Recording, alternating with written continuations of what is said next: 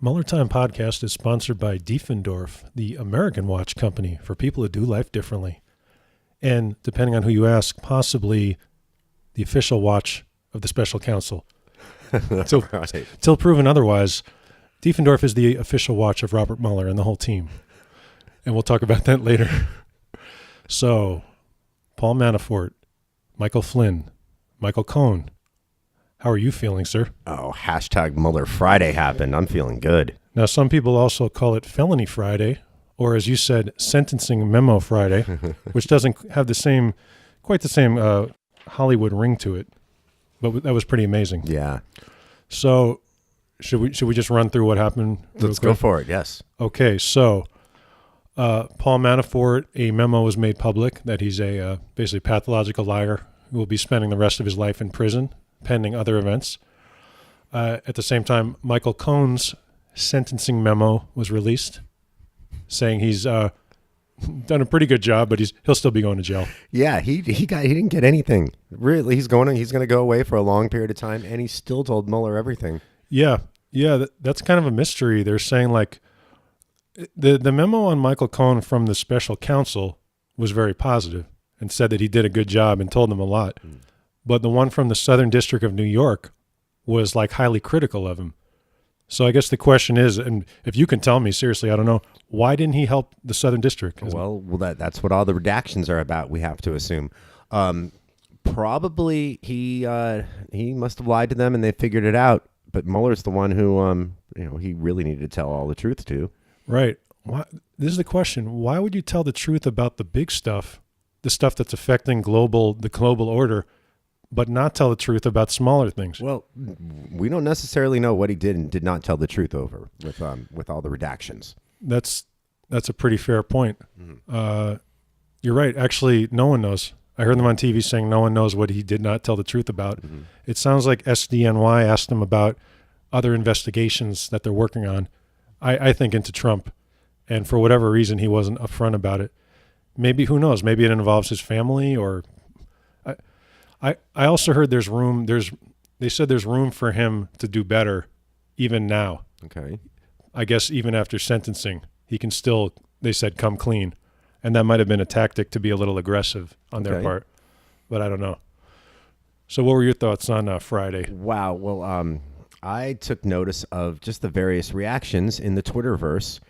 And at one point on Friday evening, I'm looking at my Twitter timeline, and there are two tweets lined up right next to each other. One from the New Yorker and one from Michael J. Knowles of the Real Daily Wire. Your favorite? One of my many favorites on the right. So let me just read you the two different, the contrast of these two tweets. So the New Yorker was tweeting out a link to something on the New Yorker, and it included this text. A document filed by special counsel on Friday tells a damning story. Michael Cohen repeatedly lied on behalf of Trump to make money and develop political ties with the Kremlin. Mm-hmm. And then right next to it, Ben Shapiro's good soldier, Michael J. Knowles. Some guy told Cohen that Trump and Putin should meet, and Cohen blew him off. After 2 years of investigations into Russian collusion, is this really all they got? I'm going to put out a jar here. Every time you mention those guys, you're going to put $1 in the jar. Yeah, no, that's why we're on here. You're not making me pay to talk about this. That's why I'm the lone progressive. I go through all the right-wing nut jobs. I go to their discuss commenting. I go on their Twitter. I'm the lone progressive over there in right-wing nut job world. Chris's goal is to elevate the careers of the most D-list Republican stars. Are you gonna really keep going at me on that? Because I'm doing this every week talking about these nut jobs. We got to know what they're doing to fight back. No, you're right. So, no, but my point being is on the right, they're trying to say, oh, there's still no evidence, and they're trying to blow it off. They're in serious denial, and it gets more beautiful week after week, sentencing memo after sentencing memo. No, you're right. I was even thinking about creating a Twitter account just like Trump. It'll just be me retweeting various Trump supporters about, maybe not even about what's going on now, but I'm going to go back 2 years and really, that's what's cool about Twitter. You can go deep and really like blast some stuff out there. Oh yeah. Hey, I've got all my discuss commenting history from the Real Daily Wire and from Truth Revolt. I can dig all that stuff up and tell you what they were saying back in 2014. Yeah, Chris is like a one-man internet research agency, except for America. He, under various pseudonyms, he's gone. He goes there. Yeah. He goes there like some of our heroes, like Malcolm Nance, but he's just more he's even more covert. Oh, the Mueller Time Pod Twitter account retweeted something from Malcolm Nance today. Is that something we got on the agenda? I'm trying to remember. I did retweet Malcolm Nance. Yeah. It was about possibly an affair between a pool boy and Cohen family. Or no, Cohen got... Oh, and the Jerry Falwell Jr. I'm going to be bringing that up a little later. Yeah. That's a amazing article. Did you get a chance to read it? I did, and I had a little trouble connecting the dots. Yeah. I'm gonna bring that up, but that was pretty amazing. So Friday, Paul Manafort, Michael Cohen, and prior to that, Mike Flynn, who I don't believe we got to. And I believe in life you have to celebrate your successes, and I just want to take a moment. I haven't actually played audio clips for a while. I want to take a moment to celebrate Mike Flynn with everybody here. Remember, and I know everybody knows this, but I'm going to say it again. Mike Flynn, the former head of the Defense Intelligence Agency, jumped on the Trump campaign, spoke at the Republican National Convention, and led a chant of "lock her up" about our candidate, the Democratic candidate. Lock her up. Where are you now, bud? Seriously, where's he? Oh, wait, who? No, I'm speaking figuratively. Where's Mike Flynn? Well, he's not going to actually get locked up. But you know what I mean. His life is over. Yeah. It's over. Mm-hmm. He's not. The only reason he's not locked up is because he gave them everything. Singing like a bird. Yeah, that's right. Lock her up. Actually, you got almost locked up.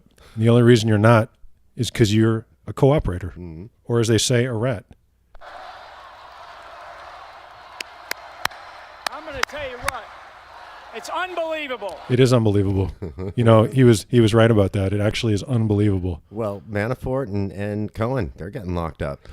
You couldn't write that, though. No. You could not write that Mike Flynn speech. You couldn't even make that up. Unbelievable. Unbelievable.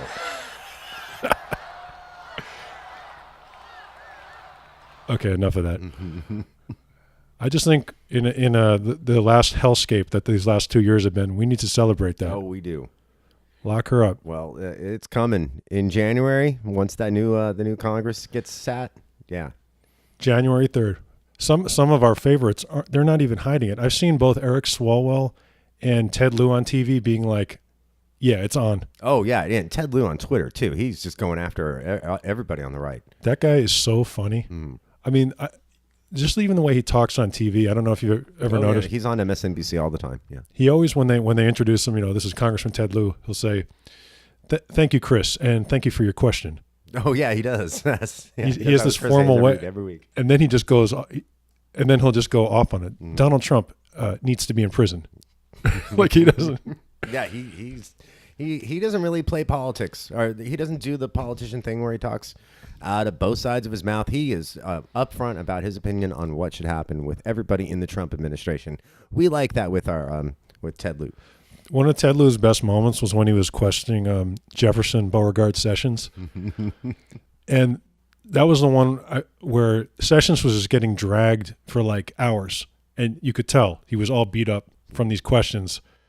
And then at one point, someone just said something like "light," and then Sessions laughed. Everybody kind of laughed. And unfortunately, Ted Lieu was up next. And as soon as the laughter subsided, Ted Lieu was like, "I'm glad you had a nice moment there." Like super sarcastic. Wow, that's some thrown shade. It was super, and that you could tell that what do they call it? It was like a balloon deflated. And he was like, "Are you feeling better? Do you feel good now?" Yeah, that was great. That was the same hearings when Al Franken nailed Jeff Sessions on the Russia stuff, if I'm not mistaken. Al Franken, who used to be a United States Senator, but now he's gone. Yeah. Every time I think about that, or even though you just weren't even talking about that, I just think about Franken. Yeah. Never got a fair trial, not even a fair public trial. Just nothing. No. But we got Supreme Court Justice Kavanaugh. Oh, yeah. Yeah. That's interesting. Mm-hmm. Why did Kavanaugh get to be on the Supreme Court, but Al Franken is now anonymous again? It's okay if you are a Republican. Oh, that's right. Thanks for reminding me about that. Speaking of which, the Times dropped a bombshell on Trump and his hiring practices at, what is it called, Bedminster? Yeah, that's the one in Jersey, right? That story should be a Pulitzer winner, front page news. But because everything else, Trump hires undocumented immigrants. And not just that, this part got lost. They give them the papers, the fake papers. Yeah. That was in the bottom of the story. And they interview, I mean, you read it. I did, yes. A brave woman she was just so sickened that she's willing to give up her job and possibly living in this country. That was insane. How do we know she's not a member of MS-13? Oh yeah. Yeah. No, she might. I heard she was QAnon. Actually, she's a deep state operative. Yeah. So she gives up everything just because she was so sickened. Trump has been doing that for a long time. You know, he got in trouble in the 80s for hiring illegal labor, but they were Polish. Yeah, and then he does that down at Mar-a-Lago for all their seasonal hires every year. He does not hire American workers. He gets what's the AB visa? There's some sort of visa you can get to hire foreign workers.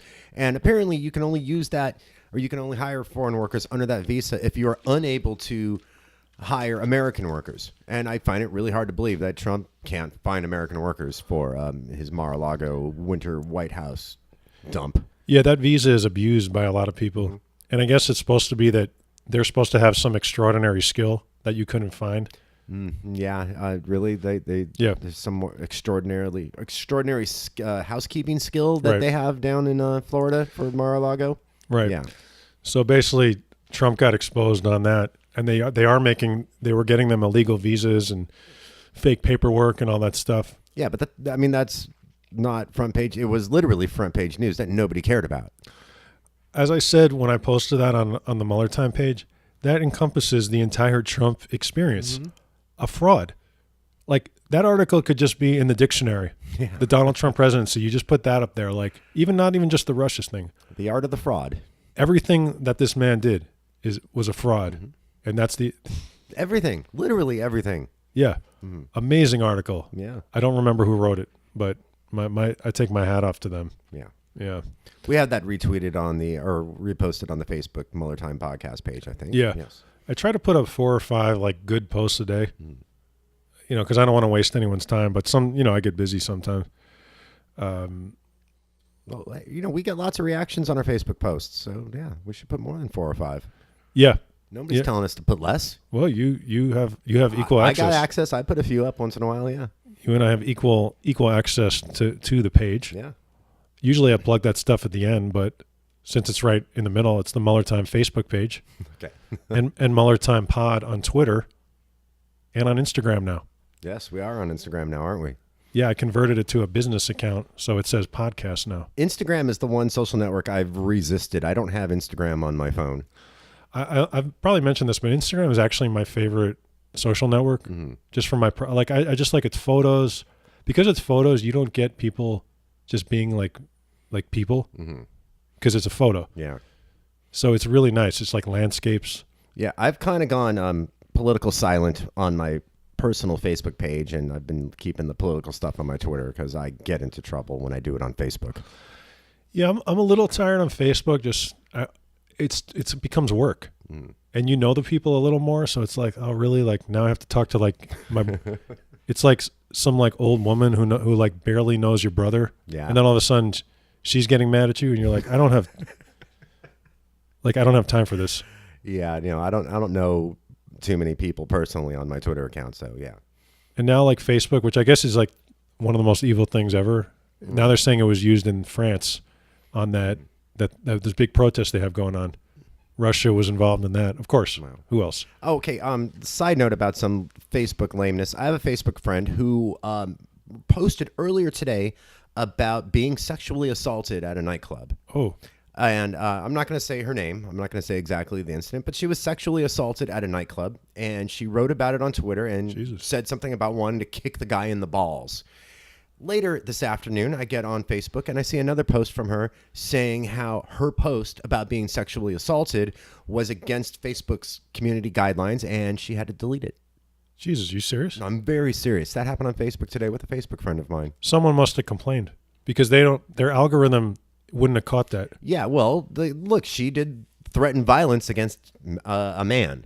And that was the problem. She threatened violence against a man that sexually assaulted her. Wow. And threatening violence on Facebook is against their terms of service, against their community standards. So she got punished. But, but using it to elect a fraudulent president. Yeah, that's okay. Wow. Mm-hmm. Yeah, that's... yeah, but don't threaten violence against someone who is a sexual predator. I'm sorry to hear that. That's fucked up. Yeah, man. it's totally screwed. She should pursue that, or maybe write some bigger article. Just hold them accountable. Yeah. So John Kelly is out.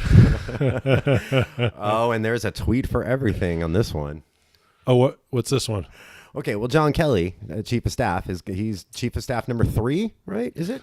He was number 2, and then whoever replaces him will be number 3. You're probably right. Yeah. All right. Well, Trump had a tweet back in 2014 saying how terrible of a President Obama is because he's been through 3 chiefs of staff already.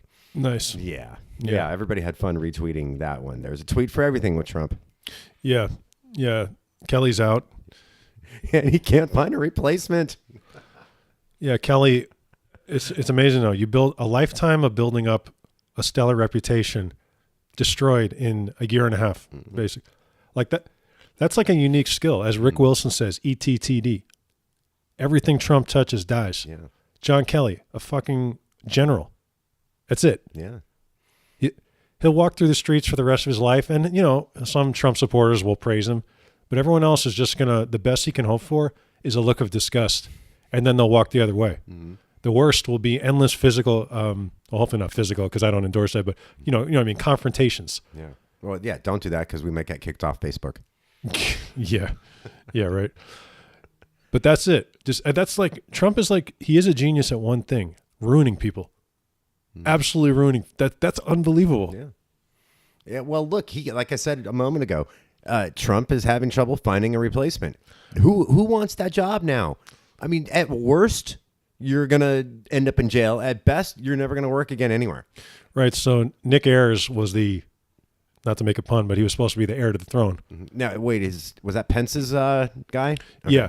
Yeah, the guy who kind of looks like Trump when he was. Okay. So I guess Nick Ayers is like the smartest guy in the White House because he was like, "Yeah, I'm good." Mm-hmm. Like, talk about a smart decision. Yeah, that's usually the promotion you don't turn down. White House chief of staff? It's a massive dream job for anybody in politics. Sure. No one wants it right now. Right. Yeah, they're going to be recruiting off Craigslist or something. No, he's staying with Pence. A while back, the White House actually had to have a job fair.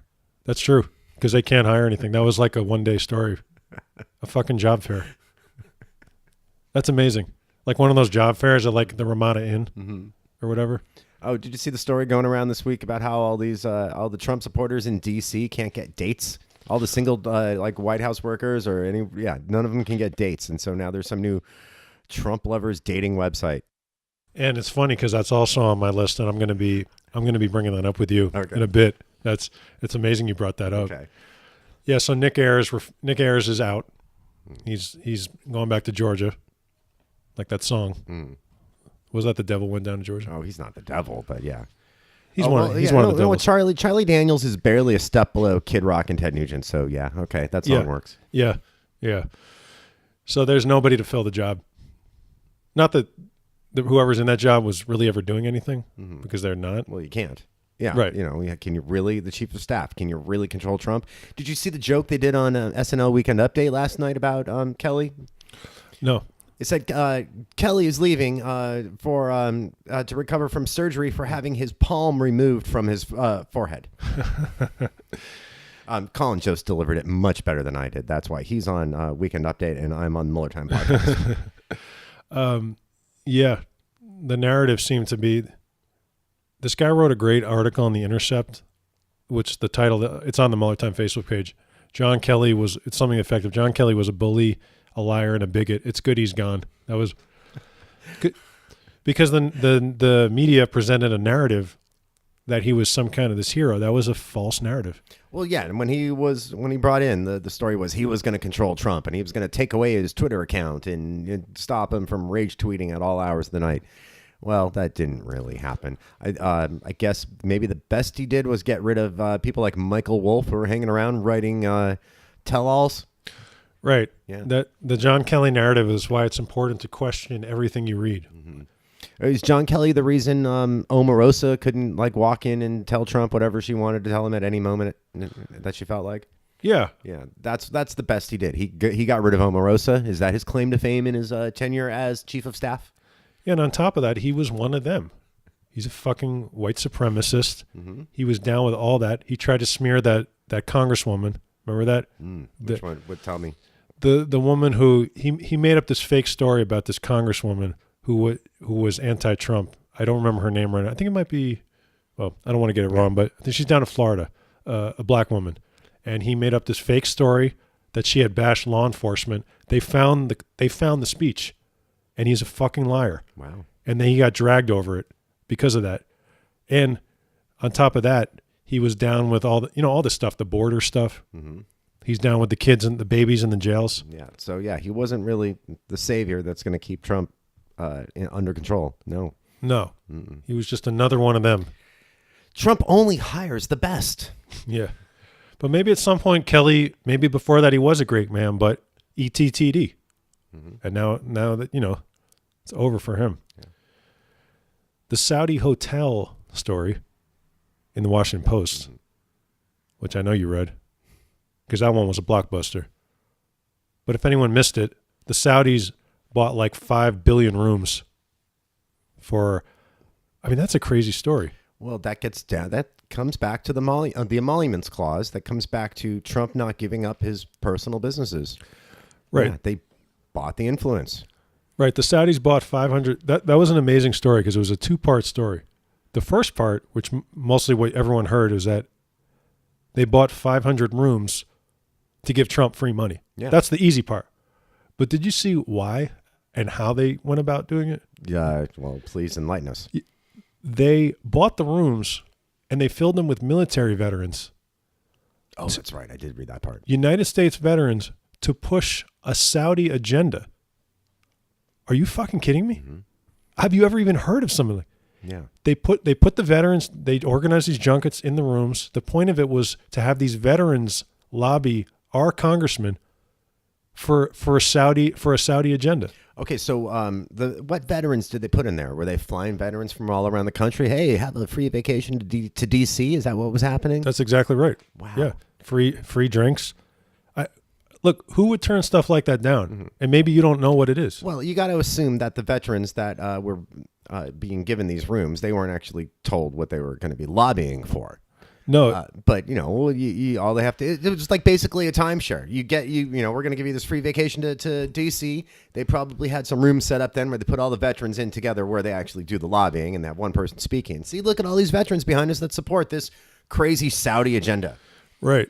Yeah, they kind of gave him a printout. It sounded like a couple guys got wise to it, and probably some others just turned a blind eye because, like, hey, I'm in a super nice hotel room. It's just human nature when someone's giving you free shit. Well, look, I came from the music business. That's how things worked in the music business. It should work that way. Well, maybe it should or shouldn't.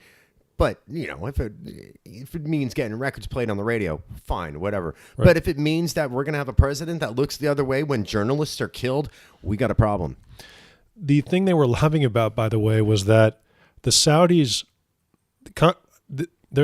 this legislation is working its way through Congress about 9/11. 9/11 families want to sue the Saudis and the government for possibly being a part of it, and they're fighting that like crazy. Which really makes you wonder if they got veterans to support that. They got United States veterans. That's like next level insane. Yeah, well, that gets back to how simple it is to brainwash the masses. Right. Yeah. And like you said, in the music business or anything, that's just human nature. If someone comes up to any of us and is like, "Hey, do you want to go to this awesome hotel?" and blah, you're gonna kind of clear your head a little bit. Hey, something's up, but hey, let's, fuck it. And you could tell a couple of the guys when they got there, they didn't feel good about it. Now, the right thing to do would have been to fucking leave, but they got a free hotel room, man. It's hard to leave a free hotel room. Right. And you're there. What if you don't have the money to go back? These guys paid for it. I don't know these veterans' personal stories. That's just an amazing Amazing story. And now because of all this, we have a president that looks the other way when Saudis do really dirty stuff. And I was even wondering, maybe was the point just to give Trump money? And maybe the other thing, it's like money laundering. Maybe they didn't even care about. Well, maybe it's not. Yeah, it is to give Trump. They could have used any hotel in D.C. Yeah. Yeah. No, they used a particular hotel that Trump profits off of. That's the whole point, because Trump doesn't care about anyone other than the people that he does business with. They asked the guy who was like the lobbying guy, who's like the middleman. They asked him why he picked the Trump hotel. He's like, him just trying to lie about it was just funny. They gave us the best rate. They had rooms. It was like, dude, you don't do that to yourself. You could just be honest. Like Trump's still the president. You can just be honest, and nothing's going to happen to you now. Yeah. How is that? By the way, I know that lobbying, because of our free speech laws, is legal. But what I want to know is, why is it legal to? They masked who they were to those veterans. That should not be legal. No. Like Congress needs. That's a great law that you could pass. You're allowed to lobby, but you need to be upfront about who you're representing. Well, I believe there are laws that say that. You're right. Maybe no one follows laws anymore. Yeah, I mean, but do they have teeth? Are they enforced? How do you enforce it? Diefendorf Watch is our sponsor. Yeah, right. All right. Should we pivot? Let's just pivot to that. As Trump pivots, we pivot. Okay. Now, Diefendorf is the American watch company for people who do life differently. Now, if you guys go to getagreatwatch.com, you get how much? You get $50 off with the code. These are incredible watches. You're not going to give the code? Oh, lock him up. Lock him up. Use the code lock him up. Get $50 off. Lock him up. Getagreatwatch.com. Right. Now, these are amazing watches. I grew up with their founder. I've known him for a very long time. Diefendorf is named after, I believe it's his sixth great-grandfather, who was a captain in the Revolutionary War, killed in combat. The watches have an amazing, what he describes as a 1776 design. They glow in the dark, water resistant to 330 feet. Yeah, you can get in the shower with these if you want. Right. These are high quality watches. So, look, they're fancy. You're going to get dressed up for a Christmas party or a holiday party, You're going to want to wear a Diefendorf watch. And they're assembled in the USA, unlike all that Trump stuff. So yeah, guys, go to getagreatwatch.com and you get $50 off when you use the code lock him up. Yeah. And hey, let James know where you heard about it too. It's very important. He was real pleased about last week, so we want to keep that going. All right. And by the way, one more thing. To whichever one of you who entered the discount code in the search field, come on, guys. We got to do better for our sponsor. Yeah, he told me about that. Wow, okay. Come on, this ain't the... They're monitoring the search engine, okay.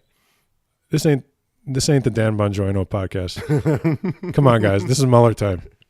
The discount code goes in the field. There you go. Yeah, that was a good one.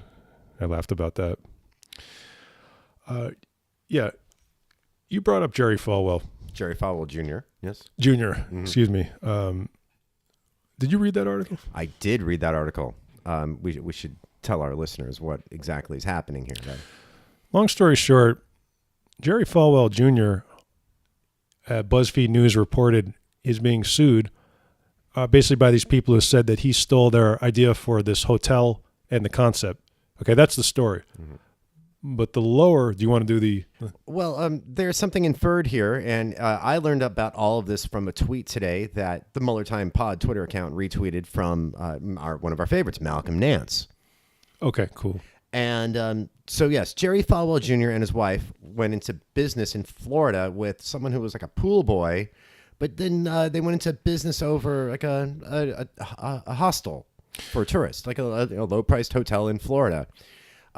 Somehow, fast forward to December 2018, and BuzzFeed and someone on Twitter now think that Michael Cohen got involved because Michael Cohen somehow knew that Jerry Falwell and his Jr. and his wife were having a three-way with this pool boy. Michael Cohen found out, blackmailed him into endorsing Trump in the 2016 campaign over Ted Cruz. That's what was implied, but here's what is actually is on paper. Jerry Falwell Jr. and his wife bankrolled. This part is the true part that we know.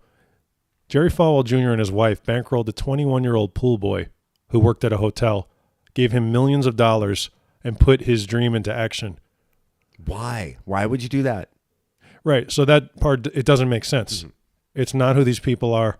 They're not going to sink millions of dollars into, again, a 21-year-old pool boy that they have.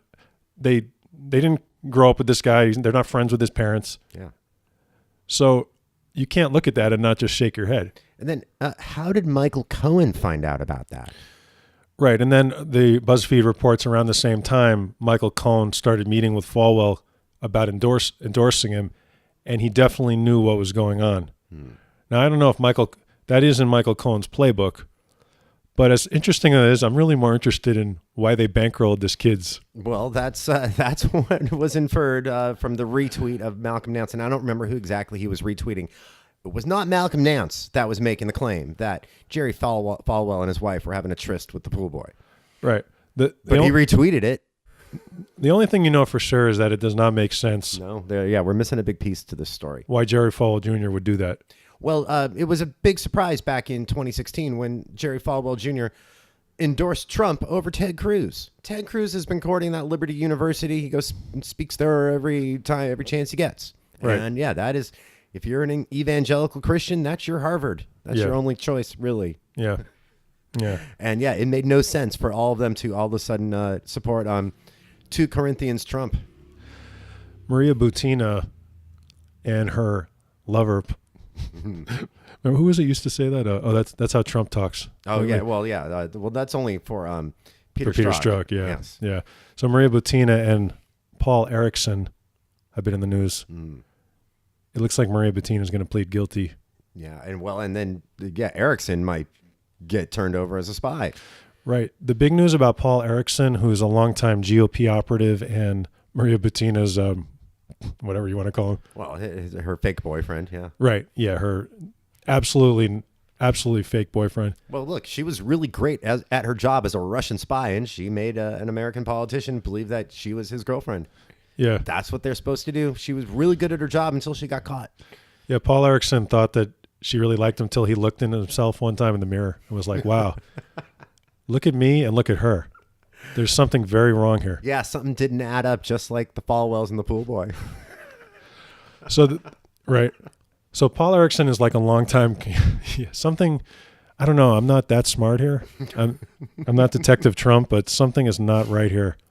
One of these things just doesn't belong, as they used to say. Yeah, Paul Erickson has received a target letter from the Department of Justice. The reason this is a big deal is that while there's all these characters mixed up in Trump, he's the first one, not even Paul Manafort, to get a target letter saying that they believe he's a spy. Yeah. So again, to say that again, he's the first American in the Trump conspiracy to get a target letter saying you are a spy. Now, he's not necessarily a spy in the sense where he's having meetings with Putin's oligarchs or whatever, and then he's working as a spy. I think he's just become an unwitting one because he was a target. He became an asset, and he doesn't realize that he's become a spy. But that doesn't make a difference. You're a spy at that point. Yeah, the thing they've accused him of, the code, they call it espionage light, but basically it's even more serious than like unregistered lobbying. I'm not sure if it specifies what you know to yourself, but like you said, it doesn't matter. Yeah. But I would be interested to know if he knew. I'm sure he knew exactly who he was working for. But is he on the Butina level where an active spy? That I don't know. Yeah. It's hard to imagine that he didn't know sort of what was going on there. Remember Brian Binkowski? No, who's that? Yeah, exactly. Yeah. I had the same thought. Okay. Brian Binkowski is the Department of Justice head of criminal investigations. He's the guy who worked at Alpha Bank. Okay. And Trump put him in as the head of investigations, and everybody was pretty riled up, myself included. Like, why is this guy in there? He has no experience. Like he's going to be another flunky like Whitaker. You're saying he worked for Alpha Bank? Yeah. Okay. Yeah. Yeah. So they put him in there, even though he technically doesn't have anything to do with Mueller in there. Everyone still said this is bad. Alpha Bank is not an American company, if I'm not mistaken, right? Right. He was a lawyer for this shady bank that was doing traffic between that one. Yeah. So that was well, just to be clear, that is the bank server that was pinging the Trump Tower server, and bingo. Isn't Alpha Bank in Russia? Correct. Yeah. Okay. So he's an American lawyer working for Alpha Bank in America. So he would be privy to the knowledge of what might have been pinging back and forth between Trump Tower and Alpha Bank. And now you're saying that Trump has given him a gig? He was installed as the head of criminal investigations. This, I know, you can't make this shit up. No, you can't, can you? But check this out. Now it's come out that he's recused himself from anything with the Mueller probe. Oh, that's Rachel reported this on Friday night, if I'm not mistaken, yeah. Yes, she did. So that was not known. So this guy took the gig. A lot of people like myself were not happy, but now he's recused himself. That's good news. Trump does not like people when they recuse themselves. But again, Jeff Sessions is example number one. I have to ask, why did you take the gig? Mm-hmm. Now, I asked the same question about Matt Whitaker. Matt Whitaker was this big deal. I was out there protesting. And now I'm not saying he's not a threat, but you've heard nothing. Mm-hmm. What's up with that? Did he recuse himself? The only reason that we found out that this Benkowski guy did is because some group, I think they're called American Oversight, they got the freedom of information that. Yeah. Apparently he did this a while ago. What's up with Matt Whitaker? Yeah, we haven't heard news on him yet. That bald motherfucker's been quiet. Real quiet. Yeah, ever since we found out about his special toilet for well-endowed men. Yeah. Yeah, he's been really quiet since that news broke. Yeah. I'm sure he's got a great future ahead of him. Going back to ripping off people or patenting inventions. Ugh. But really, what's up with that guy? I haven't heard anything. Well, look, it's also the end of the year. We're not really going to hear much at all. Right before I came up to the studio, one of my favorite tweeters, Kyle Griffin from MSNBC, he tweeted that ominous warning: there is nothing on Trump's Monday public schedule. Beware. Except for one thing, I saw at lunch with Pence. Oh, really? Okay. I didn't look at the public pool schedule yet. Just two white guys just having lunch. Mm-hmm. Well, look, he is the vice president. They're allowed to do that. You can't fault him for that. But yeah, what are they going to be talking about? Trump just tried to poach his chief of staff, and he got turned down. Now, how funny was that on Saturday, though, when Trump was just bugging, starting from 4 a.m. Pacific? Mm-hmm. Like, it's well, okay. Well, then there was his tweet of the week was, "Hey, totally clear." On Mueller Friday, he tweets, "Totally clear. The president is totally cleared." What was his exact wording? I'm not remembering. Yeah, the thing about the legal system is that he might probably not know about this, but actually saying you're innocent doesn't mean you're innocent. Otherwise, everyone in jail would be out of jail. Well, yeah, that's true. But then Trump has a different audience, though, because when he says it, he has his millions of people that believe him. And his millions of people aren't going to actually read the memos. They're not going to watch anyone's take on it other than what Fox News tells them. So when Trump says, "I'm totally clear," they take his word as gospel. Andrew McCabe, there was a really interesting story on CNN. It came out that, Andy McCabe's been one of those 6 people that he just goes off on till he got him fired from the FBI, who was a deputy director of the FBI. So as things are trickling out, we learn more. It turns out that Andrew McCabe opened a obstruction of justice inquiry into Trump after Comey was fired, but before Mueller came in. So that's one of the reasons he's been on that list. Oh, okay. We didn't know that. No. The timeline is a little rough. We knew that someone did that, but they never said it was him. It sounds like he was the engine behind that. Well, but Trump obviously knew this whole time, and that's why he goes extra hard on him. Makes sense now. Okay. He picks these people out, like Peter Strzok. Like, he doesn't fucking know anything. So if he's highlighting these people, someone's telling him, hey, that was McCabe. Okay. So that was on CNN, and that was very interesting. Oh, did you see what happened at CNN during Don Lemon's show on Thursday night last week? Someone phoned in a bomb threat. Well, yeah, but did you see the timing of what happened before the bomb threat? There was a Trump tweet. I did see that. Now, we don't know if these two are connected, but on Thursday evening, Trump tweets, "Fake news is the enemy of the people." And a short time later, now we don't know if they're related or not, there was a bomb threat at the CNN building in New York. The bomb threat came in while Don Lemon was live on air. They were at a commercial break. When they came out of commercial break, CNN then started rerunning Anderson Cooper from earlier in the evening, and they were rerunning during prime time 2-3 hour old programming until they got it set up so Don Lemon could Skype from the street in front of the building. So yeah, it turned out to be a hoax.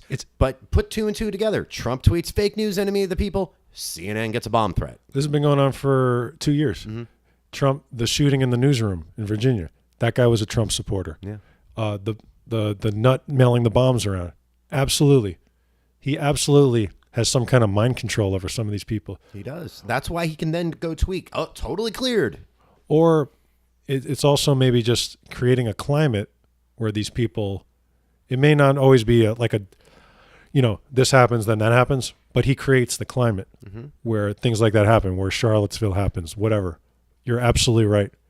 And CNN they've really taken the brunt of this. Yeah. They're the most attacked by Trump. Yeah, it's kind of puzzled me. Why does CNN get attacked by Trump and MSNBC really doesn't? He will put out a little tweet here and there, but he does not go at MSNBC the way that he goes at CNN. And MSNBC is far more critical of Trump than CNN I think I know why. Why? Tell me. They have that saying about there's a little truth in everything or whatever. Like the point is CNN, they have great reporters, the ones you don't know their names, they're on the ground, but their prime time, you watch it. CNN is the prime time, is the pro wrestling of news. They pioneered it and they still do it, which is why I don't watch them. They hire all the Trump people who work for him and they get everyone in a room and they start yelling at each other. There's something phony about that even Trump supporters see that and are like, this is bullshit. And I think that's why they take the brunt of it. MSNBC is just like, hey, this is who we are. Mm-hmm. That's literally their slogan, right? Yeah, I mean, it's been pointed out how Trump never tweets a mean thing about Putin. Well, he never tweets a mean thing about Rachel Maddow either. No, he never has. Is he scared of Rachel? It's possible, or he knows maybe his supporters just don't fucking care. Yeah. I think there's something... Well, no, they would. If all of a sudden Trump decided, I'm going to go target Dr. Rachel Maddow this week, well, yeah, she would be getting the same bomb threats. Could be. But he doesn't do that. He's scared of MSNBC. Yeah, you could be right. I think there's just something about CNN, though. Well, yeah, you're right. They're the mainstream cable news network. They're the ones that are playing in the airport, not MSNBC. I mean, I love Don Lemon, like as a commentator, but his show even does the same thing. Well, look, I don't really watch much CNN. I'm shameless about how much MSNBC I watch. Now, I have a Trump-like awesome DVR. I can record Fox, CNN, MSNBC all day long, and I do every day of the week. At the end of the day, I end up deleting all that stuff. I only end up watching CNN if there's some crazy breaking news story, and I want to hear CNN's take. But for the most part, I don't watch Don Lemon or Anderson Cooper on a daily basis the way that I watch Chris Hayes and Rachel Maddow and Lawrence O'Donnell on a daily basis. Right. I can't. The reason I can't watch CNN above anything is because they did hire so many people that work for Trump, and they're not upfront about a critical fact. Those people cannot. They're not honest brokers because they've all signed NDAs that they can't say anything bad. Yeah, that's true. That's like Corey Lewandowski's one. He got hired by CNN, and I'm sure he had an NDA about the Trump campaign. He couldn't talk about that. And yeah, so that's really breaking every journalism ethics. They don't disclose that to the audience. Mm-hmm. So someone might tune in and be fooled. That's not fair. Mm-hmm. And none of the networks do that, even MSNBC. If you have one of those people on, you need to open by saying, this is so-and-so, and before we get started, he is unable to say anything bad about Trump, and use your own words. Just you got to give out the full disclosures. Or even better, don't fucking have them on. Yeah. Because they're wasting everyone's time. Mm-hmm. Okay, you brought up Writer dating. Okay. Writer is the... Oh, Writer, yes. Writer. R-I-G-H-T-E-R, Writer. Right. After the Mueller thing's over, I realized a lot of this show will be Republican grift. Okay. Because we'll never run out of that. There'll always be Republican grift. Mm-hmm. And Writer, I feel like I'm doing an ad for them right now. Well, they don't actually exist yet. They're just a Twitter or an Instagram account right now. So right. They don't actually have the website you can go to and get a date with a Trump-loving right-wing nut job. So the woman who founded it, because this is why I love Republican grift so much. They always start with a lie. They don't even get to. So this woman she says she founded her company and she made up a story. The story was that her girlfriend, who's a conservative, who's beautiful, couldn't get a date. So as a man right away, any man will tell you, you know that's a lie. No. If you're beautiful, no. A fucking man, even a super liberal one, they're going to make an exception. That might sound like messed up. It's just the truth. That's how people. Not every guy's going to do that, but yeah, a beautiful woman, even if she's a Trump supporter in DC, you're going to find a date. Right, exactly. Like I said, just, the show's got it. But look, they're starting a dating website. They're not bound to the truth. They need a story. I'm going to give them a free pass on making up that story. That's my opinion on that. So the story's great. Okay. Now check out the app. There was only one thing I liked about this app that I thought was cool. They ban guys who don't pay for the first date. Yeah, there's a few funny things like that. Yes, that's one of them. Because I agree with that. You should pay. Okay, so how do they enforce that? So let's say you and I are conservatives and we go sign up and we go on a first date with some right-wing girl. And say we made her pay for her movie ticket. Does she get to go back to Ryder and bust us? They said if 3 women report it, it's a 3-strike rule. Okay. Yeah. Now, one of the other things that was in the story about Ryder, and of course I read about it first on my favorite right-wing nutjob website that I have to put $1 in the swear jar if I mention them again, that any liberals that try to sign up, they legally threaten them. And I don't understand how that works. So if you're a liberal and you try to sign up on Ryder to have a dating account, they can sue you? For what? Yeah. What? I think the only people getting sued are going to be them. Well, yeah, but I mean, really, what's the grounds that you will have their lawyers come after you? Sued for being liberal on a dating website? I think we have a constitutional amendment that supersedes that. I just think the premise itself is hilarious. Well, it's not the first time anyone's done it, though, either. Because when this story broke, another older story from maybe last year about a right-wing dating website or a Trump supporters dating website turned up, and the day after they got launched, they got hacked, and all the subscribers' personal data was breached, within one day. I heard Charlie Kirk, his data, some escort site got hacked, and they said his email and stuff came. No, yeah, swear to God. Charlie Kirk of TPUSA. Yeah. No, I didn't hear this one. How did I miss this story? That's my grounds on Twitter. I should know this stuff. Yeah, no, I saw it on a fairly legit website. To be fair, it's very possible that some prankster just plugged in Charlie Kirk's email. Okay. But I don't know. Wow. It sounded to me like that's that. Well, remember when the Ashley Madison hack happened, and that's when we find out that Duggars aren't really the good Christians that they said they are. I think Mr. Kirk was pulling some working girls back to his palatial estate owned by his parents. We saw Charlie Kirk running around Politicon, and here's something that surprised me about Charlie Kirk. Wow, the dude's tall. He is got to be 6'5". I was very surprised by his height. Mm-hmm. Yeah. Charlie Kirk, if you're not familiar, he runs it's a 501c3 tax exempt organization. I don't know exactly what they do other than push partisan politics, even though they're a 501c3. He's a front man for the Russians and the Koch brothers, basically. Yeah, basically. In my opinion. He pushes all the Trump propaganda on Twitter, and they are apparently a college campus conservative student group. I do know that they have they'll get involved in campus student council politics and try to get all their right-wing nut jobs in, to be their little college campus presidents. Yeah, he does all that, and they're at Politicon, and TPUSA has their own conventions that they run. Yeah. But yeah, it's a grift for him to make money and not pay taxes on it and push partisan politics, even though he's a 501c3 tax exempt organization. So this writer dating, I'll be really I know. Right. It's the premise is fraudulent. That's what's so funny. Mm-hmm. That you can't get, that this beautiful woman couldn't get a date because she was a Trump supporter. That didn't happen. Trust me. And on top of that, that people date based on political affiliation, which also really I don't know about that. I mean, yeah, you want to have common interests, but you know what though, I kind of have to agree with that. I mean, I'm not going to go out with some conservative right-wing nut job. Couldn't do it. Maybe not the second time, but you may not know the first time, right? Yeah, come on, The truth is, they've done. You for the most part, you could tell people's political opinions after talking to them for a short period of time, even if politics is not the subject. Yeah, no, you can. Yeah. But there's all these famous couples that are, have opposite views. James Carville, Mary Matlin. Okay, now look, I have never been to Washington, D.C.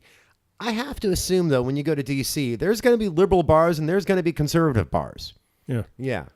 Now, again, maybe drinking is not a requirement for dating. So maybe if, you want to meet people at places other than bars. I understand that.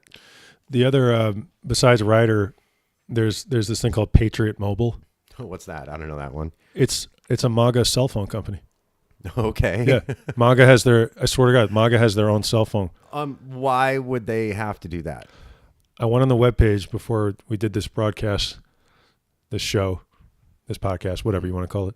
And it says, are you tired of giving money to like liberal phone companies? Like, okay, but this is not like they're a proper phone company on their own. They're just leasing service to one of these liberal phone companies or from one of these companies. I just love that it's called Patriot Mobile.